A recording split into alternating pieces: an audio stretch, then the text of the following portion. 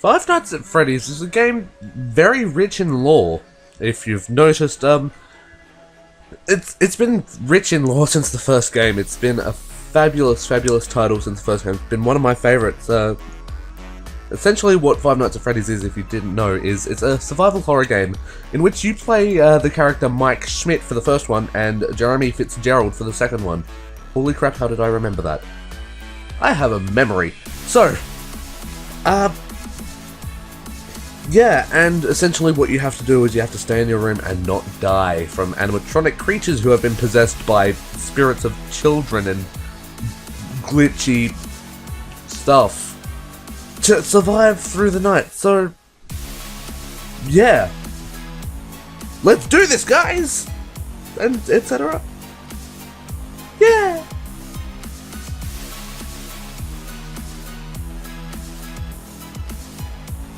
Alright, hi guys, this is Nova Parish and welcome to a Theories and Rumours video on FNaF, or Five Nights at Freddy's if you prefer. This is just going to be me talking about the main theories behind the two games, which are Five Nights at Freddy's 2 and Five Nights at Freddy's 1, in chronological order. So that was a little joke because it's a prequel. Yeah, I'm terrible at being funny. So yeah, this is just a... I just hit my microphone. This is just a video retaining the main theories behind this game, because this game is so rich with lore and oh, it's just fabulous. It's delicious. It tastes like pizza when you're really hungry.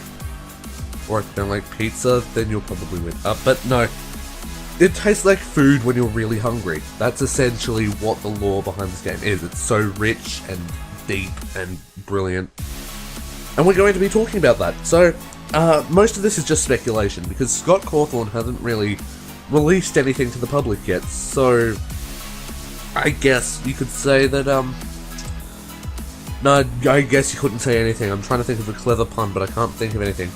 I guess you could say this game is a bit bare when it comes to the lore. No? Okay.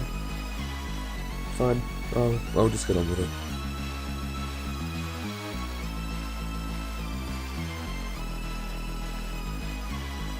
Phone Guy's death is one of those things that has a lot of speculation surrounding it, mainly because of the lack of information retaining to what happened to him. I mean, it's obvious he was killed by an animatronic, but what exactly happened? Well, here's a bit of information. On night 4, you receive your usual recording from Phone Guy. He says that he won't be around to send you more messages after this night. In the background, a banging sound can be heard as if someone or something was banging on the door. And as the phone call comes to an end, the Toreador March jingle can be heard, followed by a strange moan, and then the call cuts out into static. Now, here's the facts. The facts. See, I can talk. It's obvious that the Phone Guy was killed by an animatronic because of the screech that sounds as the call ended. It's also safe to assume that Freddy was involved in killing him in some way. Freddy is the only animatronic who plays the Toreador March. It's not safe to assume, however, that Freddy was the animatronic who captured and killed Phone Guy. Now, near the end of the call, right before Freddy dies, a moan can be heard. This moan is actually one of the noises that Bonnie and Chica make whenever they are in the office. It's safe to assume that they were involved in Phone Guy's death. But who killed him? Well, the phone call itself revealed very little about who actually killed him. The two most popular choices are Freddy and Foxy, however. But with the recent discovery of the moan on the call, it's also possible that either Bonnie or Chica were responsible. Many fans debate that Foxy was the one who killed him because there is the sound of someone banging on the door in the background of the call. Foxy is the only animatronic who bangs on the door. However, because the Toreador March plays right before Phone Guy dies, many fans immediately assume that Freddy was the one who killed him. Concerning the moan, it is also plausible that either Bonnie or Chica got to him somehow. However, a contradiction appears regardless of who you actually believe did it. It's safe to assume that during the shifts, Phone Guy operates using the same mechanics as the player. In order for the situations within the phone call to occur, two conditions need to be met. Phone Guy needed to have the left door closed. The banging sound implies that Foxy was at the door. Freddy needs to be involved in some way, and he needed to be in the situation where he would play his jingle. The only time Freddy plays his jingle is when he's in the kitchen or when the power goes out.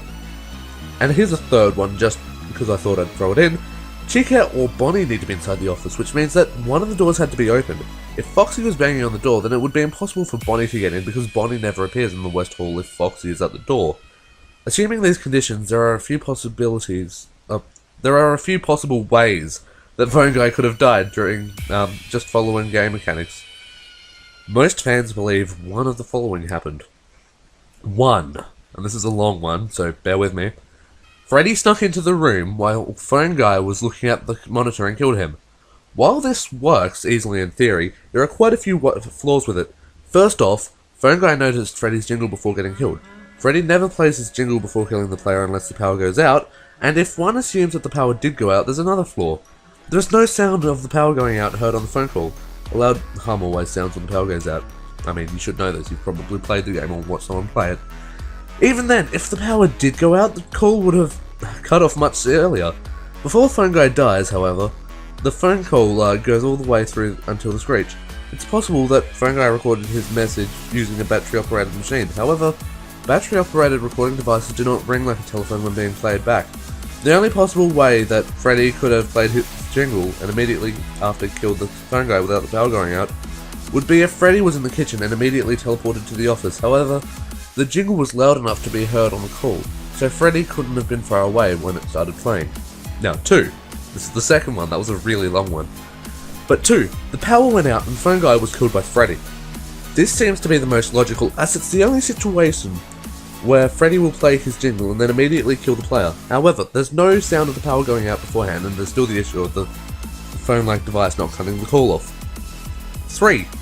Foxy got into the room and killed the Phone Guy. For this to happen, the Phone Guy would have opened the door after Foxy left, and Foxy could have quickly run back in and killed him. However, this situation normally only occurs when Foxy's AI level is really high, which is usually only possible on the custom night. The power could have gone out and Foxy could have gotten inside as he was at the door. However, Foxy leaves the door immediately after arriving and wouldn't be there if the power went out a few seconds later. Also, Freddy is the only animatronic that attacks when the power goes out. Finally, Freddy's jingle playing right before the screech makes it seem like Foxy had no real responsibility in killing him, as the two cannot attack at the same time. 3. Chica snuck into the room and killed him. It's possible that while Phone Guy had the door shut from Foxy attacking, he was looking at the monitor at the kitchen. If Freddy was in there at this moment, his jingle would have been playing, which would have been loud enough to be caught on the call. During this time, Chica could have made it inside the office where she played her groaning sound. The Phone Guy could have noticed this and immediately dropped his monitor, which would have killed him. Alright, quick question. How could dropping a monitor kill you? Unless you dropped it on your own head, which is kind of stupid. Anyway, if one assumes that the Phone Guy was not operating by in-game mechanics, the most plausible theory is that simply that all the animatronics attacked him at the same time. This theory is plausible because you hear vocal cues from all animatronics before Phone Guy dies, which is Foxy banging at the door, Freddy's Toreador March, and Bonnie and Chica's groaning. Since the only source of evidence surrounding Phone Guy's death is a non-visual phone call, there is really no way to confirm what exactly happened to him before he died. His death will be surrounded in pure speculation until Scott decides to shed more light on it. Back in a year that ended in 87, which was presumably 1987, an incident occurred in which an animatronic bit someone and they in turn lost the frontal lobe of their brain. While not explicitly stated, it is assumed Foxy is the cause of this. The reason for this assumption is Foxy being a decommissioned animatronic. Foxy himself has fallen into disrepair over the years, and Pirate Cove is listed as out of order. Theory states that after the Pirate of 87, Pirate Cove was shut down to avoid further injuries. Other evidence includes Foxy's damaged jaw, which always seems to hang open, which could most likely be damaged from someone attempting to pry him off whoever he bit. Also, real quick before we end that there, I will cover the Bite of 87 in another video if I choose to make it, because we all know what happened in the second game. We all know what happened. So yeah.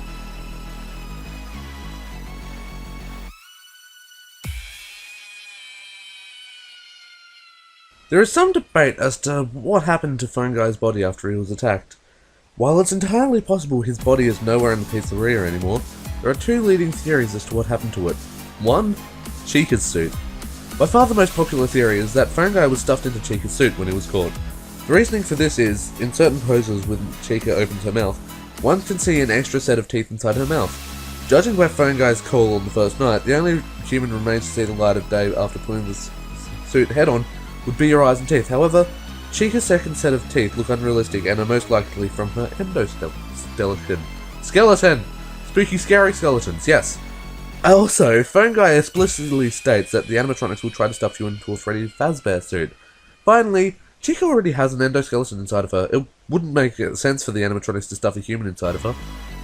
Another reason people think that Phone Guy is inside of Chica is because she makes raspy human-like groaning noises when she's inside the office. However, Bonnie makes these noises also. A logical explanation for this would be that they're artificial voice boxes, since they're singing animatronics. They most likely have one. Are malfunctioning and need to be repaired. Considering that the company is rather stingy and wouldn't jump at the idea of hiring a repairman, and that the animatronics been singing these songs non-stop for 20 plus years, it makes sense that their voice boxes would get damaged from repeated use. Golden Freddy suit. Another popular theory is that Phone Guy was stuffed into the Golden Freddy suit. This seems plausible, as when Golden Theory appears in the office, he takes the position of a slumped over corpse. Adding to it, an endoskeleton cannot be seen inside the Golden Freddy, especially since he has no eyes. This also lines up with the fact that Golden Freddy is in a Freddy Fazbear suit. I can talk, see? Making it a very likely candidate to be stuffed with a security guard.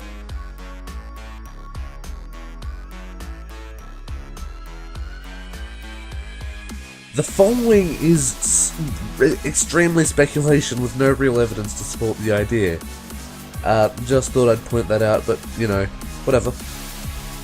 A prevalent theory is that Foxy is a good guy. Supposedly he runs from Pirate Cove to check up on Mike, however when he gets to the office his scream, due to a malfunctioning voice box, causes a heart attack and kills Mike.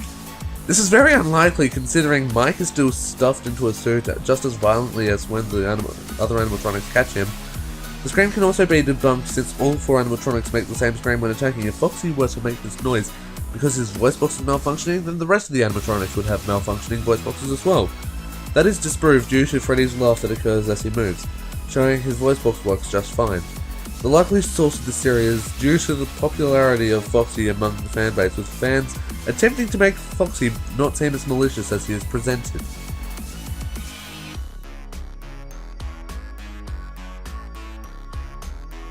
Good questions about a delightfully incomplete and mysterious story with just enough threads to keep you theorizing. So now, if you'll indulge me, let me reciprocate that story with one of my own.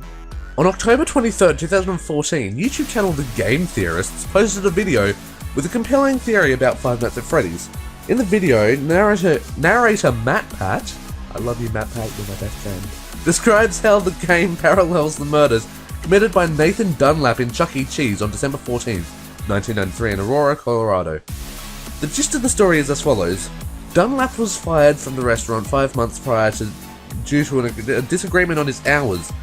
On the night of the attack, he hid in the restrooms until the restaurant was emptied out, saved by 4 employees, Colleen O'Connor, Benjamin Grant, Sylvia Crowell and Bobby Stevens, and night manager Marge Kohlberg. When executing his attack, Dunlap used a small caliber handgun to kill O'Connor, Grant and Crowell, all of whom were cleaning the dining/game area. He then proceeded to the kitchen where he shot Stevens in the jaw. However, unknown to Dunlap, Stevens was alive and simply playing dead in hopes that Dunlap would not finish the job. Dunlap left the kitchen and entered the back office where Kohlberg was. After having her open the safe, Dunlap shot her as well, raided the safe and left. Dunlap was caught within hours and convicted using security footage and testimony from Stevens. There are many parallels that run between this story and the game. They may be coincidental, but there are a fair many. Setting. The setting for the murders was a Chuck E. Cheese in December of 1993. Freddy Fazbear's Pizza is very clearly an establishment similar in theme to a Chuck E. Cheese. As far as the year goes, the setting for the game is most likely between 1991 and 1996, which easily encompasses 1993. For information on how the year of the game is obtained, something. I don't know. Animatronics. More interesting is the parallels between the victims and the animatronics themselves. When considering the supply closet, it's rather odd room that seems fairly pointless. It's a small room that only Bonnie can enter and has nothing inside other than the floor cleaning material. This is linked to Benjamin Grant, who was vacuuming the floors when he was murdered. Sylvia Crowell was the closest victim to the bathroom and was cleaning the salad bar when attacked. This links Chica's "Let's Eat" motto and her past by the restrooms to Crowell. Foxy is linked to Marge Kohlberg, as both are sequestered off from the rest in the back of the restaurant. Kohlberg, being the night manager, would make her a more aggressive person, translating to Foxy's aggressive behaviour. The only victim to not have a strong correlation is Colleen O'Connor, which would be tied to Freddy. However, after passing through the dining area, Freddy hides in the woman's restroom. This could be a nod to Colleen being a woman, but more likely would be a nod to Dunlap hiding in the bathroom before his attack. I'd just like to point out that this is essentially a quote by quote for what MatPat said. I'm reading this and I'm reading it in MatPat's voice. Sorry, what? Oh, God. Golden Freddy himself is an enigma for the animatronics, but plays a part in this theory as well, correlating to Bobby Stevens. Golden Freddy has a tendency to show up unexpectedly and appears in the limp, slumped over position. The position could be a reference to Stevens playing dead after getting shot. As for Golden Freddy's surprising appearance, it relates to Stevens unexpectedly being alive, to Dunlap's surprise, and being the final nail in the coffin for the killer. Yeah, this is all pretty much a quote by quote of what MatPat said. Result. The result of this theory is that Mike Schmidt is the murderer. However, it goes one step further by claiming that Mike Schmidt is actually a death row inmate, and Five Nights at Freddy's plays out in his nightmares. This explains why, no matter what happens, he leaves safely at 6 AM, not to mention his nightmares involve him being attacked by his victims, taunted by the survivor, and he's forced to watch the same camera feed that ultimately robbed him of his freedom. And once he survives 1 week, he's left to relive it over and over again. So yeah, that was pretty much exactly what MatPat said. If you're watching this, MatPat, I support everything you said. It was great. It was a great video. I love you.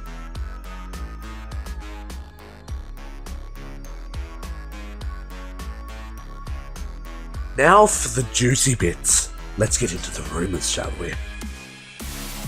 1987 on Custom Night is one of the biggest rumours about the game, and that is that setting the AI levels on the Custom Night screen to 1987 would reveal a secret ending to the game.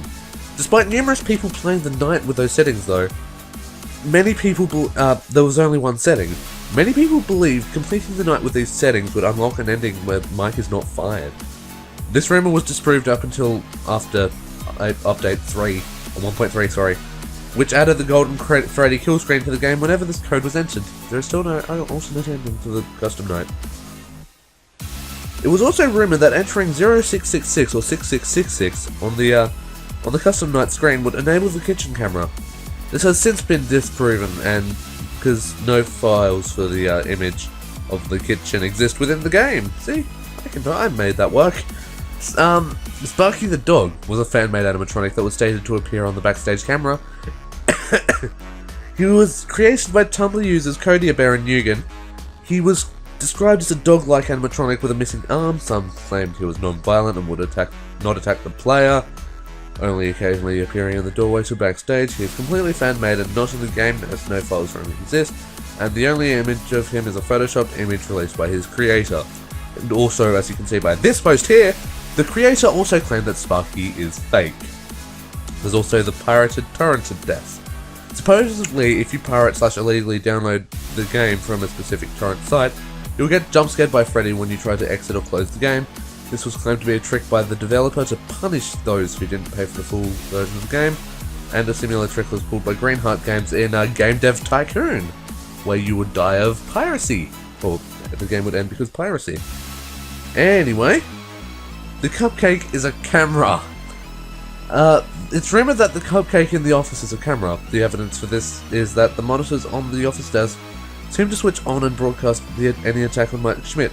However, this is easily proven false. Watching this GIF, or if we watch this GIF, the monitors clearly show something from inside the room.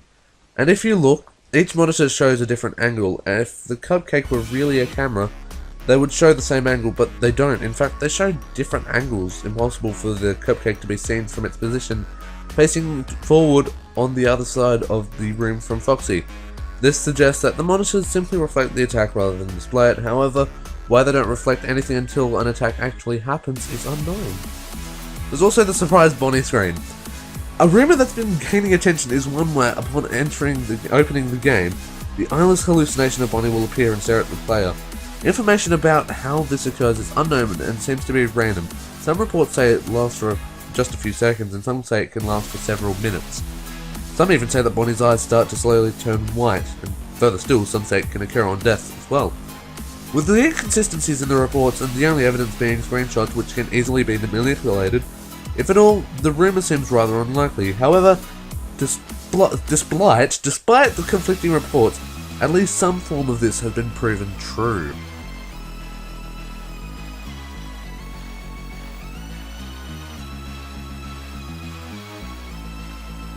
So yeah, thank you very much for watching, guys. I hope you enjoyed. If you did, please leave a like and subscribe, and wait for the next episode, which will be about the theories and rumors behind Five Nights at Freddy's 2, which is probably one of the best games in the world of all time ever, apart from, you know, most of them. But anyway, thank you for watching. Just remember to keep on doing what you're doing, etc, etc, etc, potato, and this is Nova Parrot, signing off. I didn't salute that time. I should be ashamed. Hello everybody, my name is Markiplier. Welcome to Five Nights at Freddy's, an indie horror game that you guys suggested and I saw that comments playing. I'm very eager to see what is up. That is a terrifying animatronic bear. Family teacher here looking for a security guard to work the night shift. Being hugged by someone you like. 12 a.m.